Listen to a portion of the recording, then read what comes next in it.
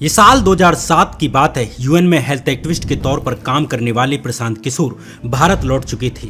इस वक्त देश में कांग्रेस के गठबंधन की सरकार चल रही थी। प्रशांत किशोर ने कांग्रेस नेता राहुल गांधी से मुलाकात की और सोशल सेक्टर में काम करने के लिए एक प्रेजेंटेशन दी, लेकिन राहुल ने उन्हें सिर्फ अमेठी में एक मल्टी फैसिलिटी हॉस्पिटल बनाने में मदद करने का ही ऑफर दिया।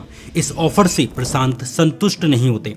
उन्हें अपने लिए काम बहुत छोटा लग रहा था और बात आगे नहीं बढ़ सकी। Was mobbed at St. Stephen's College last week. Rahul Gandhi may well have the attention of the youth. साल 2010 में प्रशांत ने एक बार फिर यूएन की एक संस्था यूएन एड मिशन को ज्वाइन कर लिया और अफ्रीका के देश 4 चले जाते हैं। यूएन एड में काम करने के दौरान ही प्रशांत को भारत के प्लानिंग कमीशन की एक स्टडी मिलती है। ये स्टडी भारत के सबसे पिछड़े राज्यों के हेल्थ सेक्टर की खराब स्थिति पर थी, लेकिन प्रशांत किशोर ने इस स्टडी को नए सिरे से तैयार किया और डेटा निकालकर साबित किया कि इंडिया के अमीर और डेवलप्ड माने जाने वाले राज्यों में भी हेल्थ सेक्टर उतना ही खराब है जितना गरीब राज्यों में है। प्रशांत ने अपना ये पेपर प्रधानमंत्री मनमोहन सिंह को भेज दिया और साथ ही इसकी एक कॉपी गुजरात के उस वक्त के मुख्यमंत्री नरेंद्र मोदी को भी भेज दी।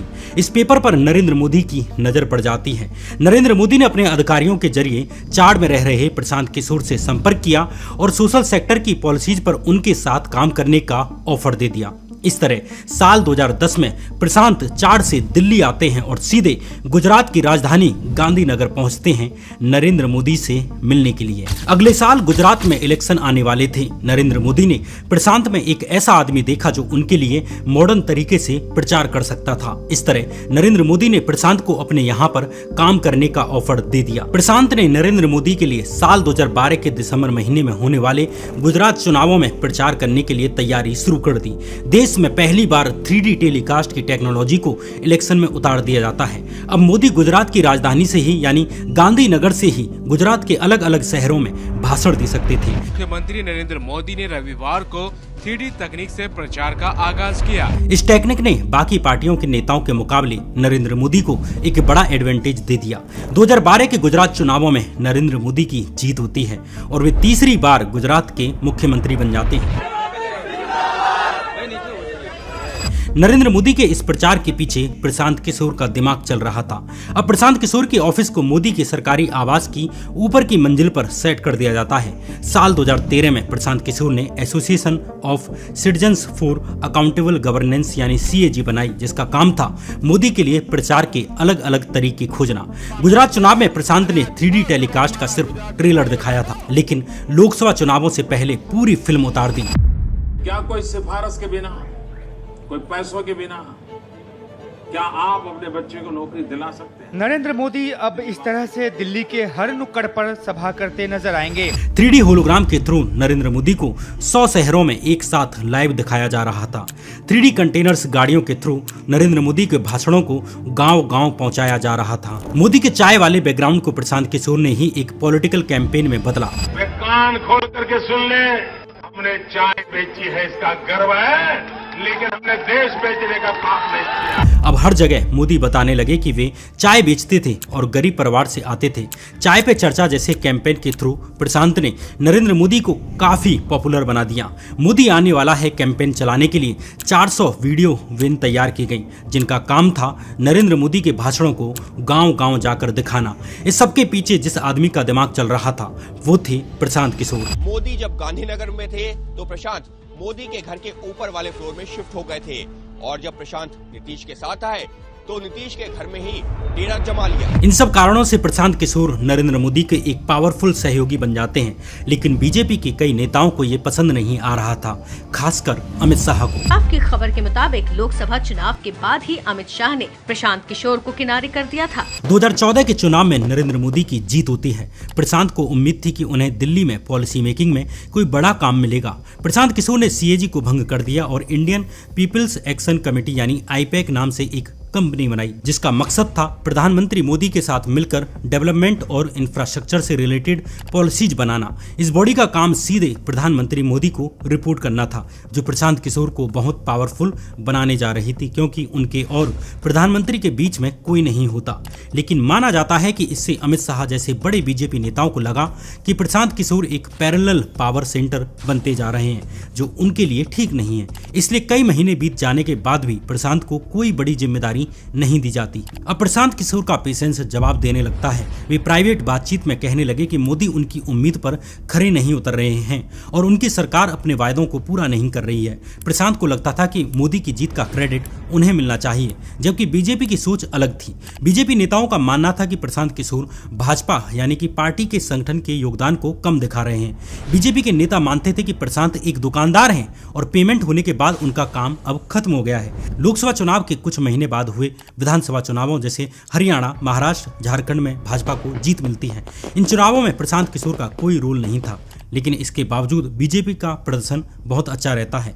इससे ये धारणा मजबूत हुई कि 2014 का लोकसभा चुनाव भी भाजपा पार्टी अपने दम पर जीती है, ना कि प्रशांत किशोर के कारण। 5 months after a thumping victory in the Lok Sabha polls, the BJP sealed both Haryana and Maharashtra fight, and with the Modi wave still intact, the Congress party was completely decimated. इससे प्रशांत को समझ आ गया कि उन्हें किनारे कर दिया गया है। एक बार फिर प्रशांत किशोर प्रधानमंत्री मोदी से मिलते हैं, लेकिन इस बार मोदी ने साफ कह दिया कि अमित शाह ही सब कुछ मैनेज करते हैं और उनसे जाकर मिलो।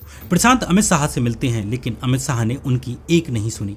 इस तरह प्रशांत किशोर मोदी और बीजेपी से अलग हो जाते हैं और यहीं से शुरुआत होती है प्रशांत किशोर और अमित शाह के बीच एक राइवलरी की। अमित शाह से बदला लेने के लिए प्रशांत किशोर नीतीश कुमार से जाकर मिल जाते हैं, जो उस वक्त मोदी शाह की जोड़ी के सबसे बड़े विरोधियों में से एक थे। अमित शाह को जवाब देने के लिए प्रशांत किशोर मोदी के विरोधी खेमे में शामिल हो गए। दिसंबर 2014 में प्रशांत दिल्ली में पहली बार नीतीश से मिलते हैं। प्रशांत ने पहली शर्त रखी कि अगर आप मुझसे काम करवाना चाहते हैं तो जीतन राम मांझी को हटाकर खुद बिहार के मुख्यमंत्री बनिए। नीतीश ने प्रशांत की सलाह मान ली और फरवरी 2015 में जीतन राम मांझी को हटाकर फिर से मुख्यमंत्री बन जाते हैं। नीतीश कुमार बिहार के अगले मुख्यमंत्री होंगे। नीतीश कुमार रविवार की शाम 5 बजे राजभवन में मुख्यमंत्री पद की शपथ लेंगे। प्रशांत ने भी आईपैक कंपनी को दोबारा से रिवाइव किया और 2015 में होने जा रहे बिहार चुनाव के लिए नीतीश कुमार के प्रचार का जिम्मा संभाल लिया। अब गुजरात की तरह ही बिहार में भी प्रशांत ने नीतीश के घर को अपना ऑफिस बना लिया। ये चुनाव नीतीश कुमार के लिए भी अग्नि परीक्षा की तरह थे, क्योंकि 2014 लोकसभा चुनावों में नीतीश कुमार को मात्र 2 सीटें आई थी, जबकि इससे पहले के चुनाव में उन्हें 20 सीटों पर जीत मिली थी। मोदी से निपटने के लिए नीतीश ने बिहार में अपने सबसे बड़े राजनीतिक विरोधी लालू यादव की आरजेडी और कांग्रेस से गठबंधन कर लिया, जिन्हें मिलाकर बना महागठबंधन। शुरू में प्रशांत किशोर को डाउट था कि यह गठबंधन काम नहीं करेगा। प्रशांत का मानना था कि लालू नीतीश को गठबंधन का फेस और मुख्यमंत्री उम्मीदवार बनाने में रोड़ा अटकाएंगे। प्रशांत ने कांग्रेस अध्यक्ष सोनिया गांधी से संपर्क किया और उनसे कहा कि वे लालू को नीतीश की लीडरशिप स्वीकार करने के लिए मनाएं। सोनिया ने यही किया और लालू ने खुद नीतीश को मुख्यमंत्री उम्मीदवार घोषित कर दिया। प्रशांत को लालू की ये पॉलिटिकल मैच्योरिटी बहुत पसंद आई और गठबंधन को लेकर उनके मन में जो डाउट्स थे वो दूर हो जाते हैं। चुनाव के दौरान प्रशांत ने लालू और नीतीश के बीच मैसेंजर का काम किया और सीट बंटवारे जैसी चीजों में भी प्रशांत का रोल रहा। 2015 के बिहार चुनाव में महागठबंधन ने बड़ी जीत दर्ज की और नीतीश की जीत के हीरो प्रशांत किशोर। बिहार चुनावों में जीत के हीरो नीतीश हैं, लेकिन नीतीश की जीत के हीरो हैं प्रशांत किशोर। ये जीत अमित शाह की हार थी। प्रशांत को इस जीत का इनाम मिला। मुख्यमंत्री बनने के बाद जनवरी 2016 में नीतीश ने प्रशांत को अपना एडवाइजर नियुक्त कर दिया और उन्हें कैबिनेट रैंक दे दी। एडवाइजर के तौर पर प्रशांत को बिहार विकास मिशन के जरिए बिहार के विकास के लिए काम करना था। बिहार के अलावा प्रशांत अब इलेक्शन स्ट्रेटेजिस्ट के तौर पर भी काम कर रहे थे। उन्होंने अब बीजेपी की सबसे बड़ी विरोधी पार्टी यानी कांग्रेस पर फोकस करना शुरू कर दिया। गांधी परिवार भी बिहार में प्रशांत के काम से इम्प्रेस हो रखा था, इसलिए प्रशांत को 2017 में आने वाले पंजाब और उत्तर प्रदेश चुनाव के लिए स्ट्रेटेजी बनाने की जिम्मेदारी दे दी जाती है। प्रशांत का मानना था कि उत्तर प्रदेश में कांग्रेस की तभी वापसी हो सकती है जब वो दलितों और मुस्लिमों के साथ साथ ब्राह्मण वोट बैंक का भी बड़ा हिस्सा अपनी तरफ ले आए। इसके लिए उन्होंने प्रस्ताव रखा कि प्रियंका गांधी को उत्तर प्रदेश में चुनाव प्रचार का चेहरा बनाया जाए। इस वक्त तक प्रियंका राजनीति में नहीं आई थी और गांधी परिवार इस पर फैसला टालता रहा। इसकी जगह कांग्रेस ने एक दूसरी ब्राह्मण नेता यानी शीला दीक्षित को अपना मुख्यमंत्री उम्मीदवार घोषित कर दिया। ये काम प्रशांत की मर्जी के खिलाफ था। शीला दीक्षित ने भी प्रशांत को भाव नहीं दिया क्योंकि उनकी नज़र में कांग्रेस के अमित शाह गुलाम नबी आजाद थे, न कि प्रशांत किशोर। प्रशांत किशोर ने प्रमोद तिवारी को यूपी कांग्रेस का चीफ बनाने की सलाह दी, लेकिन पार्टी हाईकमान ने इसे भी इग्नोर करके राज बब्बर को यूपी कांग्रेस का चीफ बना दिया। इन अड़चनों के बावजूद प्रशांत ने अपना कांग्रेस अभियान शुरू कर दिया और चाय पर चर्चा की तरह ही खाट सभा का प्लान बनाया, जिसमें राहुल गांधी को चारपाई पर बैठकर खुले में किसानों से चर्चा करनी थी। इस अभियान का मकसद था किसानों को कांग्रेस से जोड़ना, लेकिन देवरिया में हुई पहली सभा में लोकल लोग चारपाई उठाकर ले जाते हैं और अगले दिन मीडिया में राहुल और किसानों के साथ उनकी चर्चा की जगह चारपाई की लूट सुर्खियों में थी। राहुल गांधी आए खाट सभा में और चले भी गए, लेकिन उनकी खटिया खड़ी हो गई है। यहाँ जो लोग आए थे वो खाट लेकर निकल पड़े हैं। ये घटना कांग्रेस और प्रशांत दोनों के लिए शर्मिंदा करने वाली थी। जहां भी राहुल की खाट सभा होती वहां लोग इस उम्मीद में जुटते कि सभा के बाद खाट उठाकर ले जाएंगे। इस बीच कांग्रेस के पुराने नेता प्रशांत से इनसिक्योर होने लगे। प्रशांत किशोर अहमद पटेल और गुलाम नबी आजाद जैसे नेताओं के लिए पार्टी में कोई रोल नहीं देखते थे, लेकिन ये नेता सोनिया गांधी के करीबी थे। इन लोगों को प्रशांत पर भरोसा नहीं था और सोनिया गांधी के मन में प्रशांत को लेकर डाउट डालने शुरू कर दिए। इसके पीछे एक बड़ा कारण प्रशांत की अपनी कोई आइडियोलॉजी न होना भी था। कभी वे राइट विंग पार्टी यानी बीजेपी के लिए काम करते थे तो कभी समाजवादी नीतीश के लिए। इसके कारण कांग्रेसियों को उन पर भरोसा नहीं था। प्रशांत किशोर ने पार्टी स्ट्रक्चर और ऑर्गेनाइजेशन में बड़े चेंजेस करने का ब्लूप्रिंट भी पेश किया था, लेकिन पार्टी की इंटरनल पावर स्ट्रगल के कारण उनका कुछ भी नहीं हो सका और ये जो प्लान था वो रखा का रखा रह गया। People agree and then they don't implement. It has never happened before to us. So this was the Congress party not implementing your plans. Prashant Kishor का कांग्रेस संगठन में बदलाव करने का प्लान फेल हो जाता है। इस कारण प्रशांत को अपने प्लान बी पर शिफ्ट होना पड़ता है और उन्होंने कांग्रेस को समाजवादी पार्टी से गठबंधन और अखिलेश की लीडरशिप में चुनाव लड़ने के लिए तैयार कर लिया। गठबंधन के बाद प्रशांत ने राहुल अखिलेश की जोड़ी की ब्रांडिंग शुरू कर दी। चुनाव प्रचार के दौरान यूपी के लड़के नारा दिया गया। इस नारे का मकसद स्थानीय बनाम बाहरी की बहस पैदा करके मोदी शाह को बाहरी दिखाना था। यूपी के मुख्यमंत्री अखिलेश यादव और कांग्रेस उपाध्यक्ष राहुल गांधी एक साथ एक ही मंच पर नजर आएंगे। दोनों दलों के बीच गठबंधन होने के बाद ये पहला मौका है। लेकिन ये कुछ काम नहीं आया और 403 विधानसभा सीटों में से कांग्रेस की केवल 7 सीटें ही आती हैं। इस तरह प्रशांत का पूरा एजेंडा फेल हो जाता है। हालांकि पंजाब में कांग्रेस जीत जाती है, लेकिन इस जीत का एक बड़ा कारण कैप्टन अमरिंदर सिंह का करिश्मा था और बीजेपी अकाली दल की सरकार के खिलाफ 10 साल की एंटी इनकम्बेंसी थी। उत्तर प्रदेश की हार प्रशांत किशोर के रेज्यूमे पर एक काला धब्बा बन जाती है। इससे प्रशांत के बारे में इमेज बनी कि जहां भी उनके पास बेचने के लिए एक अच्छा प्रोडक्ट था, जैसे मोदी हो चाहे नीतीश, वो उसे बेचने में सफल रहे। लेकिन जहां ऐसा प्रोडक्ट नहीं था और उन्हें एक पार्टी को जमीन से खड़ा करना था या जिताना था, वहां पर वो कुछ नहीं कर पाए। इधर जुलाई 2017 में नीतीश ने महागठबंधन का साथ छोड़कर बीजेपी से हाथ मिला लिया तो एडवाइजर के तौर पर प्रशांत का जो टेन्योर था वो भी यहीं खत्म हो गया। साल 2018 में हैदराबाद के Indian school of business ISB में प्रशांत से पूछा गया कि उनकी आइडियोलॉजी क्या है, तो उन्होंने जवाब दिया सेंटर लेफ्ट, लेकिन आइडियोलॉजी को लेकर अंधा नहीं होना चाहिए। आइडियोलॉजी को लेकर, इसी नॉन कमिटल एटीट्यूड को लेकर प्रशांत पर उनके पूरे करियर में सवाल उठते रहे हैं। उनके विरोधी कहते हैं कि प्रशांत की आइडियोलॉजी ना तो कोई सेंटर लेफ्ट है, ना कोई राइट है, ना राइट सेंटर है। उनकी आइडियोलॉजी पैसा और पावर है। जो ज़्यादा पैसा और पावर दे, प्रशांत उसके लिए काम करने के लिए तैयार रहे। हैदराबाद के इस इवेंट में ही प्रशांत ने ऐलान किया कि वे चुनावी रणनीतिकार का काम छोड़ने वाले हैं। जब पूछा गया कि क्या वे अब कोई पार्टी ज्वाइन करेंगे, तो उन्होंने जवाब दिया कि वे बड़े नेताओं के साथ बहुत काम कर चुके हैं, अब वे जमीन पर लोगों के साथ काम करना चाहते हैं। लेकिन इस ऐलान के लगभग 1 महीने के बाद ही सितंबर 2018 में प्रशांत नीतीश कुमार की JDU में शामिल हो जाते हैं। As election strategy expert Prashant Kishore joined Nitish's JDU. प्रशांत के JDU ज्वाइन करने के बाद कहा जाने लगा कि वे अब पार्टी में नंबर 2 हैं। नीतीश ने भी कहा कि प्रशांत भविष्य हैं। 1 महीने के बाद ही प्रशांत को JDU पार्टी का नेशनल वाइस प्रेसिडेंट बना दिया गया। इधर 2019 के लोकसभा चुनाव आ जाते हैं। इन चुनावों में भी JDU और बीजेपी दोनों साथ थे। इन चुनावों में नरेंद्र मोदी की जीत होती है और वे दोबारा से प्रधानमंत्री बन जाते हैं। अपने दूसरे कार्यकाल में मोदी सरकार नागरिकता संशोधन कानून यानी CAA लेकर आती है। सिटीजनशिप अमेंडमेंट कानून।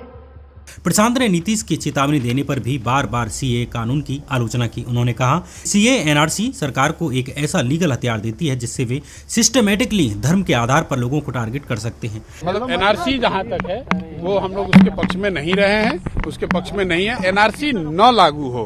प्रशांत ने नीतीश को भी एक पत्र लिखा जिसमें उनसे NRC पर अपना स्टैंड क्लियर करने के लिए कहा। इससे प्रशांत और नीतीश के बीच मतभेद बढ़ जाते हैं। प्रशांत ने यह भी दावा किया कि नवंबर 2019 में हुई एक पार्टी मीटिंग में नीतीश ने कहा था कि बीजेपी ने उन्हें ह्यूमिलिएट किया है यानी अपमानित किया है। इन कारणों से प्रशांत और नीतीश के बीच की दरार और बढ़ जाती है।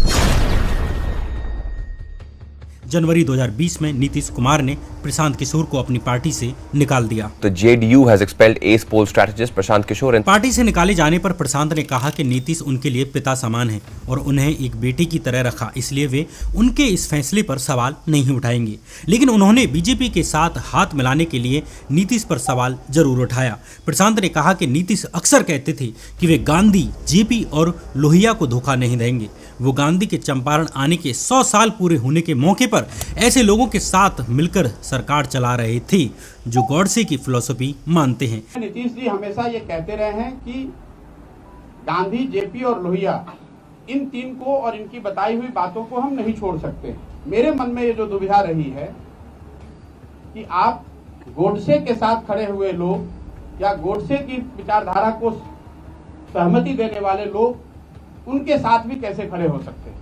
इंटरेस्टिंगली प्रशांत किशोर उस मनीष कश्यप को हंसते हंसते अपनी पार्टी में शामिल करा लेते हैं जो गॉडसे को मानने की बात करता था और गांधी को गाली देता था। प्रशांत के आरोपों के जवाब में नीतीश कुमार ने कई बार आरोप लगाया कि वे बीजेपी और अमित शाह के आदमी हैं। नीतीश ने दावा किया कि अमित शाह ने ही उन्हें 2 बार कॉल करके प्रशांत किशोर को पार्टी में शामिल करने के लिए कहा था। वो आया कैसे भाई? हमको अमित शाह जी कहे ज्वाइन करें।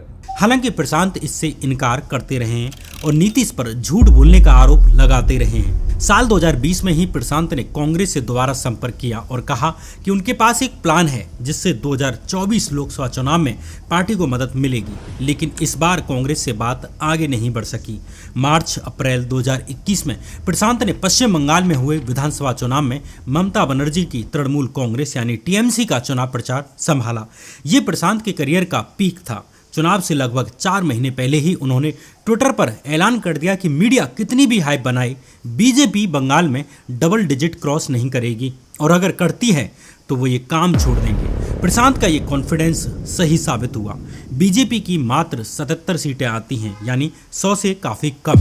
इस सक्सेस के बाद प्रशांत किशोर दोबारा से कांग्रेस के चक्कर लगाने लगते हैं। प्रशांत ने राहुल और प्रियंका गांधी के साथ 4 बैठकें की। मार्च 2021 में प्रशांत पंजाब के मुख्यमंत्री कैप्टन अमरिंदर सिंह के प्रिंसिपल एडवाइजर बन जाते हैं। हालांकि उन्होंने कभी ये पद ज्वाइन नहीं किया। अगस्त 2021 में प्रशांत ने इस पद से इस्तीफा दे दिया। इस समय ये आशंकाएं जताई जाने लगी कि प्रशांत ऑफिशियली कांग्रेस को ज्वाइन करने वाले हैं। The Prashant Kishore meeting with the Gandhis was not just business as usual about state elections, but about PK playing some kind of bigger role within the Congress. Congress के साथ बातचीत के बीच अक्टूबर 2021 में प्रशांत ने गोवा चुनाव में TMC की मदद की। यहाँ हुई एक प्राइवेट मीटिंग का एक वीडियो लीक हो जाता है जिसने प्रशांत को एक बड़े विवाद में ला दिया। इस विवाद में प्रशांत किशोर कह रहे हैं कि चाहे चुनाव हारें या जीतें, बीजेपी अगले कई दशक तक भारतीय राजनीति का केंद्र रहेगी, वैसे ही जैसे आज़ादी के बाद के 40 साल कांग्रेस रही थी। ये सोचने की भूल ना करें कि लोग नाराज हो रहे हैं और मोदी को बाहर कर देंगे।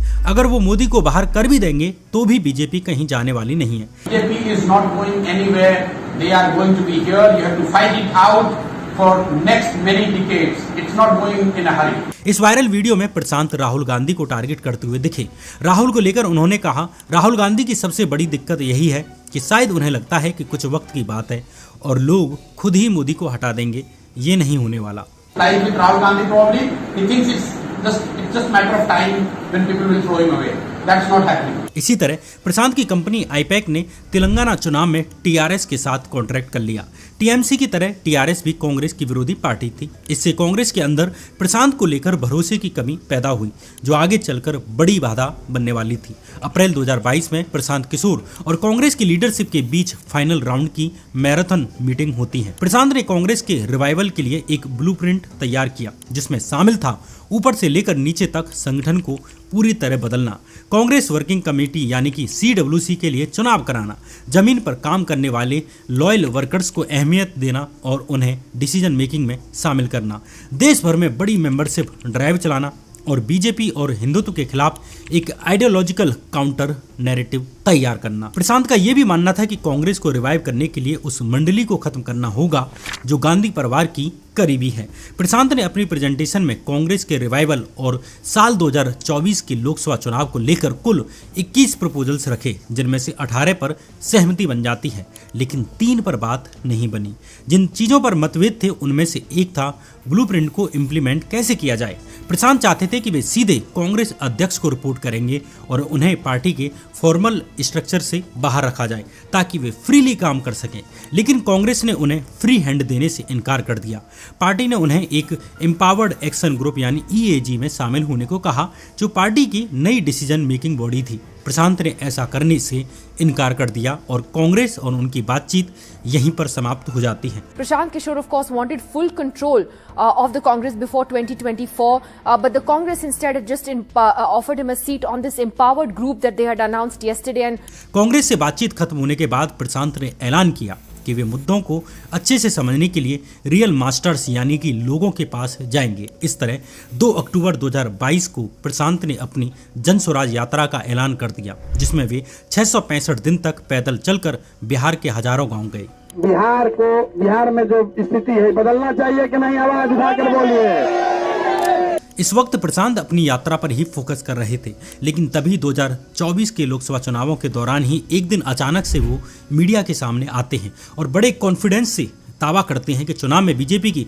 2019 की 303 सीटों के बराबर या उससे ज्यादा सीटें आएंगी। मोर और लेस जो पिछले लोकसभा में, आउटगोइंग लोकसभा में 303 का था, वही नंबर या उससे कुछ बेहतर होगा, उससे खराब नहीं होगा, ऐसा मुझे लगता है। इस चुनाव के पीछे उनका लॉजिक था कि किसी भी पावरफुल सरकार को गिराने के लिए कुछ बड़ा गुस्सा होना जरूरी है और मोदी के खिलाफ कोई बड़ा गुस्सा नहीं है। प्रशांत ने यह भी कहा कि पश्चिम बंगाल में भी बीजेपी सीटों के मामले में नंबर 1 पार्टी बनेगी, यानी TMC से आगे जाएगी।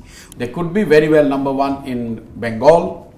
You would be surprised, but BJP will, in all likelihood, to my mind, BJP is going to emerge as number 1 party in West Bengal.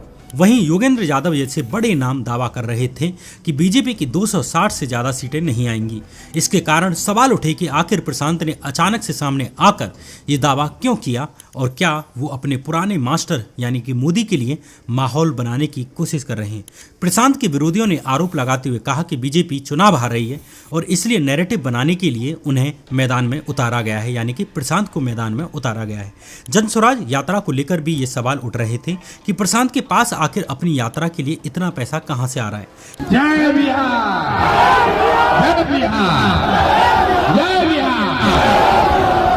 आरोप लगा कि बीजेपी स्ट्रेटेजी के तहत उन्हें फंड कर रही है और वे बीजेपी की आइडियोलॉजी को फॉलो करते हैं। सीनियर जर्नलिस्ट करण थापर ने जब एक इंटरव्यू में प्रशांत से पूछा कि उन्होंने 2022 में कहा था कि हिमाचल चुनाव में कांग्रेस की बड़ी हार होगी लेकिन कांग्रेस जीत गई, तो इस सवाल पर प्रशांत भड़क गए। उन्होंने करण थापर को चैलेंज दिया कि वो इसका वीडियो प्रूफ दिखा दें तो वो राजनीति छोड़ देंगे।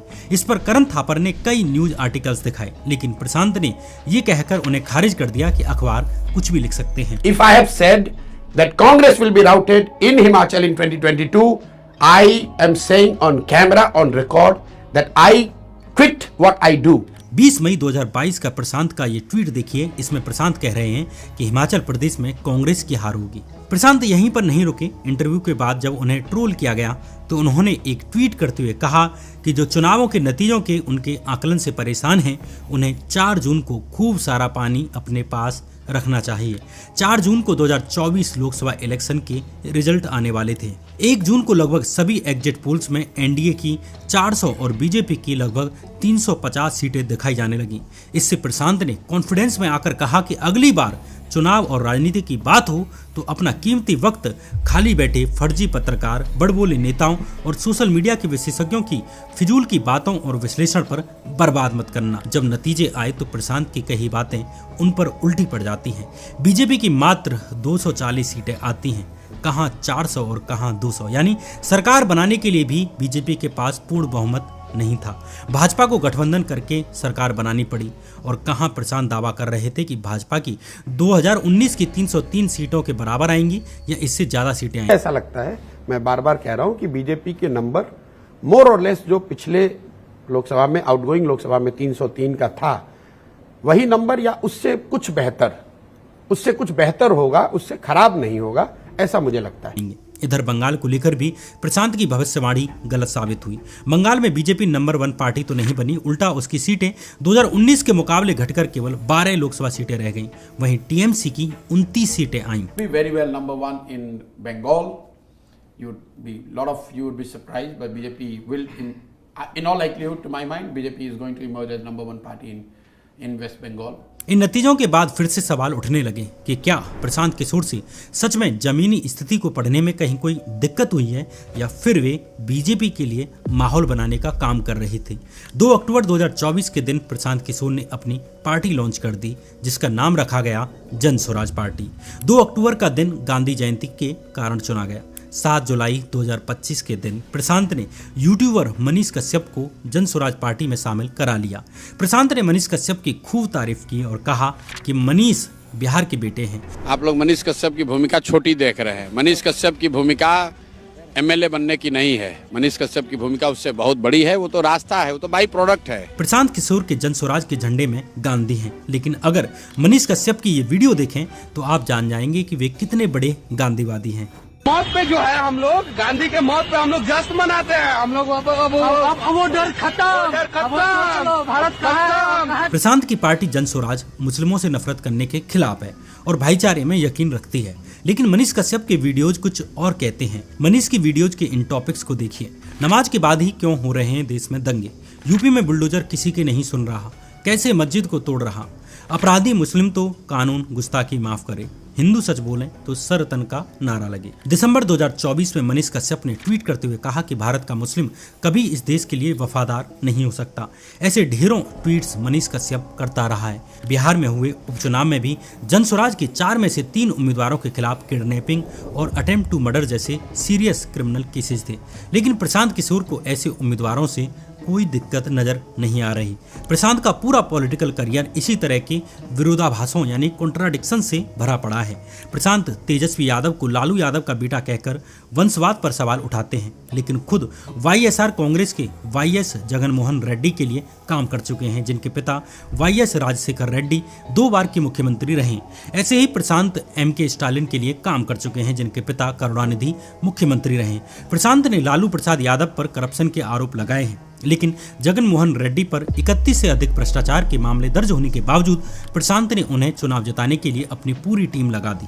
प्रशांत आज मुस्लिमों के सपोर्ट के लिए सेकुलर होने का दावा करते हैं, लेकिन उन नरेंद्र मोदी को जिताने में वे दिन रात काम करते रहे, जिनकी राजनीतिक शुरुआत ही मुस्लिम विरोध से शुरू हुई।